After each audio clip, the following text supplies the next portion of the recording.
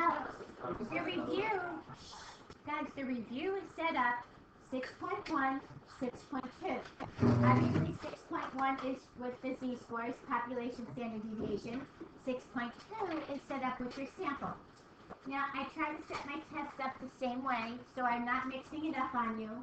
And you'll notice on the test, you'll do everything for population, just like this. And then I'll ask you to find me a TC. Once I say find a TC, everything after that will be from your sample. I tried to set it up the same way so that I took a little of the confusion away, which one should I use. But we'll do that at another time. Hit you with it at the end, which one should I use. So I want you to get the process down pat though. So the first one, can everybody put this in your L1 and find your one stat, find your mean? Your mean is called your point estimate. The reason it's called your point estimate is because on your interval, that's your point. Where do we get that little value from? We can't get it from the population or we wouldn't need to make an interval. If we find our margin of error in the calculator, do we just tell you the calculator stuff? Now here's the deal. If I ask you to find the margin of error by itself, then I want you to use a formula. If I ask you in a scenario like this, then you can use your interval and subtract it from the high one or the low one, whichever one, and you can show it to me that way. I thought it was just like, you can just 12.4 minus 6.6 divided by 2. You can do that too. You can do it that way too. If I ask you though to show it to me, then I want you to use the formula. Because I feel you need to know how the formulas work, because you need to know where does this come from. And the fact that when we do this, what makes this change? Your level of confidence is affected right here. So if I make this a 99%, this is the guy that's going to change to 2.575. This is the reason that your margin of error increases. So that's what I want you to see. Well, if I'm just asking you afterwards, want to find me it, then you can subtract and divide them by 2. Absolutely. So find your point estimate. I'm going to give you both formulas, both margin of error, and I'm going to give you the sample size formula. So did you understand what I said to the end? Like if I just give you a question on margin of error, I want to see the formula. If it's all together, then you can do it whichever way you like. Hey, can you just give us the Yeah. Can you go over finding the ZC again? The ZC. Your ZC says 95% of your area falls here in the middle. So when you look up a z-score, it's always the area to the left.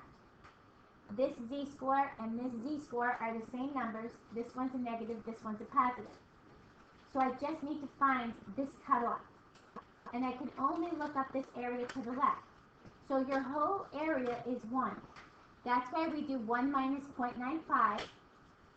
We take that, which would be 0.05. These two add up to 0.05, so we divide it in half. Did you watch that? Yeah. Well, 0.95 is here. This whole thing is 100, so this is 5% together.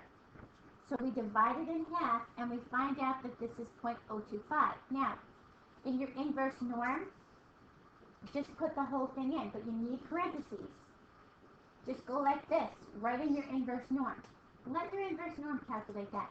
But if you don't have parentheses, it is going to divide the 0.95 divided by 2, which is what you don't want. You want this, find the difference, divided by 2. Make sure your mean is 0 and your standard deviation is 1. That's your standard normal curve. That will return you a z-score. Now, it gives you the negative. You have to round this to 2 positions. You round it to 2, but you put the positive in. Now, what I said before too is if you put the negative in the long run it doesn't matter because you've got a plus or minus on your interval. It will work itself out. Can everybody do this? Good. See what Dan was asking? Now, I'll give you a big hint too. Look at your table 4. Look at your table 4. It's on A16, I think it is. On A16 in your book, or wherever you have the fold out. A18? A16, table 4. Mm-hmm. Now, look at the bottom of the page. Do you see your little confidence interval table? Yeah. So So they give you the most popular ones. So when I give you table 4, that's another place you can find it. So for 0.95, isn't it 1.96? Right? Those are our obvious ones. Remember how we did them while we had our chart on the note page? And then we filled them in? Okay, so just another hint, that's where you can find it tomorrow. So everybody's okay with constructing a confidence interval? Rule of thumb, your mean is 1 decimal place more than your data is. Your margin of error, when you're making a confidence interval, should be the same as your mean, unless it's too close, it's too small, then make it a little bit wider, but it should be the exact same as your mean. Can everybody find from an interval the mean, the middle, and the margin of error? The middle guy is the average. Add them together, divide by 2. Or subtract the 2, divide by 2, and add it to the first part. When do we round up? Sample size. Sample size? Sample size. Yes. Is the 2.575 times, is that the base? Well, where are you? Here? Yeah. Okay, this is a 99% confidence interval. So 2.75 is a ZC. It's the Z-score associated with a 99. So if you take this, 99% falls here. These add up to 1%. If I divide it in half, it's 0.005. So if I do an inverse norm, it's 2.57. If you make it 2.57 or 2.58, I'm okay with that. This is one of those that has the 3, like the 1.645, which it doesn't matter if you gave me 2 or 3. I'm okay with that. Yes. The number 8 was confusing because it said sample size, then it said population, so I don't know what it was. It said you need the population standard deviation, which was taken from example 2.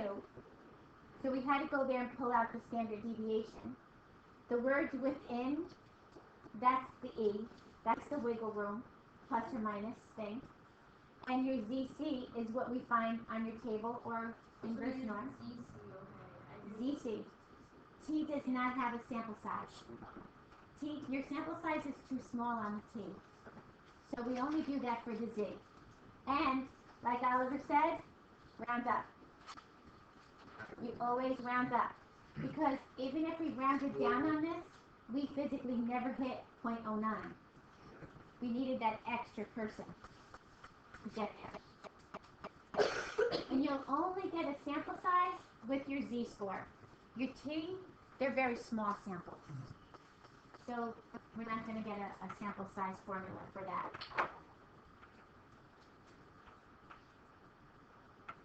Which confidence interval is wider, a Z-score or a T-score for the same information? T-score. And which makes that difference is the critical value. Why is that?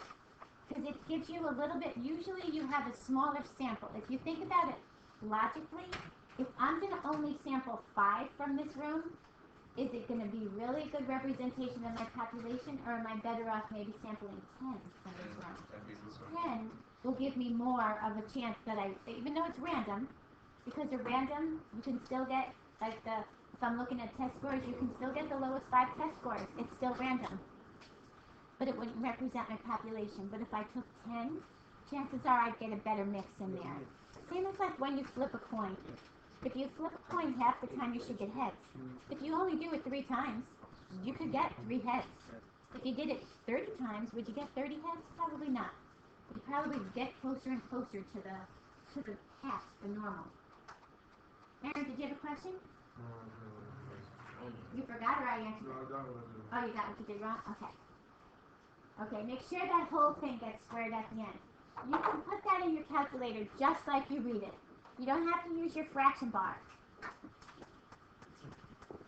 Just like you read it, because order of operations will do this, then we'll divide, then we'll square. Good? Alright.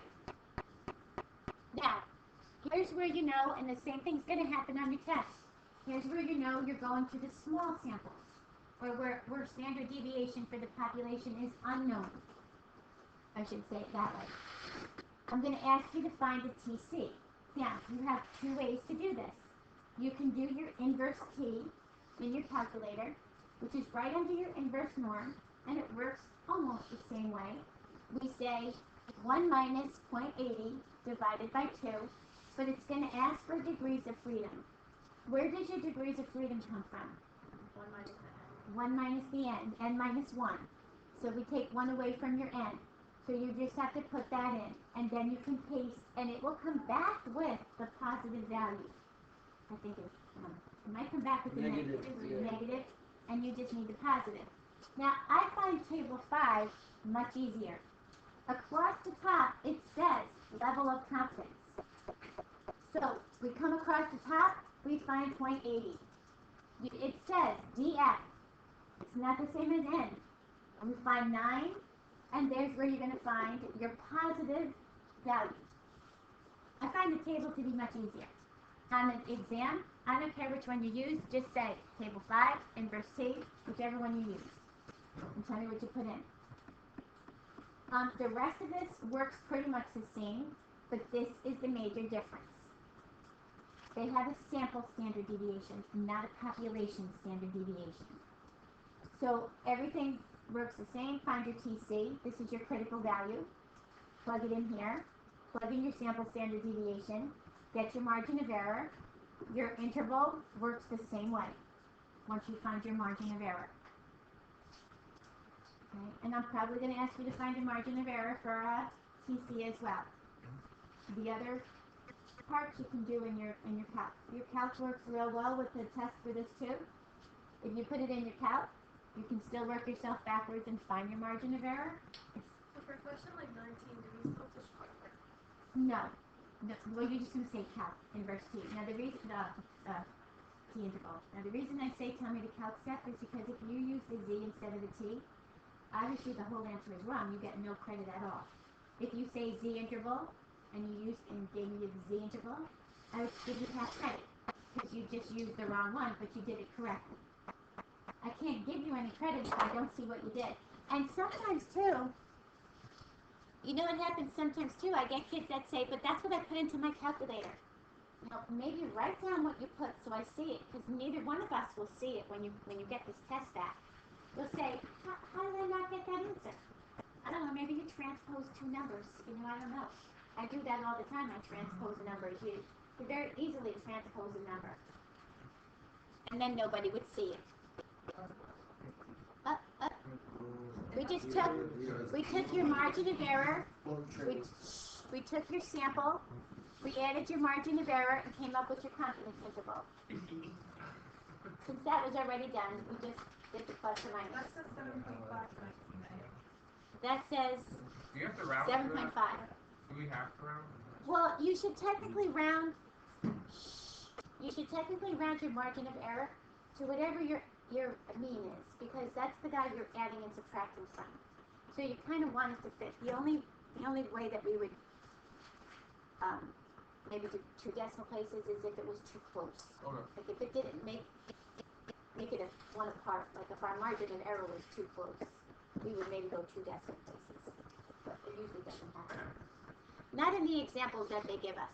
But don't forget, they do these examples so that you can see this work. Now, here's another good one, guys. In a random sample of 28 sport cars, the average annual fuel cost was $29.29 and the standard deviation was 786. This is in one sentence, and they are talking about your sample. So that's your sample mean, and that's your sample standard deviation. If it's not a sample standard deviation, they usually say, assume the population standard deviation is blah, blah, blah. But if they talk about it in one sentence, then that relates to your sample. So, easiest way, pull out your information. Your N, your sample mean, your sample standard deviation, your confidence interval. Look it up on your table, put that there, your degrees of freedom. Put that there. Now you have all your pieces. So, plug it in your formula, and if you don't use the formulas, you can cut right to the calculator, but let me see this at least. You don't have to find this part of it in your calculator, obviously, but let me see this at least so that I know you got the right parts. bring this down, plug it in. If you do T interval, just tell me this, T interval, and tell me what you put. Give me your pieces.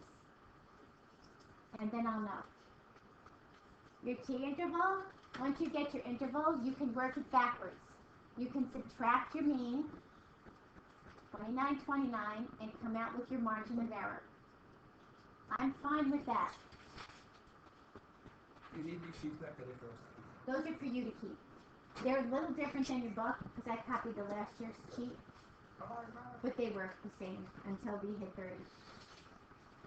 This repeats this one using a 99% confidence interval. So we said, as we get more confident, what happens is we want to be more confident. What happens to your interval? It gets wider. Good, good. Now, how do I say this in words? After I did this whole interval, what does that mean in terms of my 90% confidence? Yes, it does. This is the reason why we did this. So it means I am 90% confident that my population mean for the average fuel, for annual fuel cost, will fall between this number and this number. I want to be 90% confident that my population mean. Don't tell me your sample mean, because you put your sample mean there. You know your sample mean. We're making an inference about the population. This is the whole reason we do a confidence interval. Yes. So that's how you find the margin of error? Yes.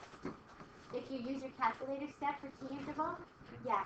And, what did you say again about why? You told me.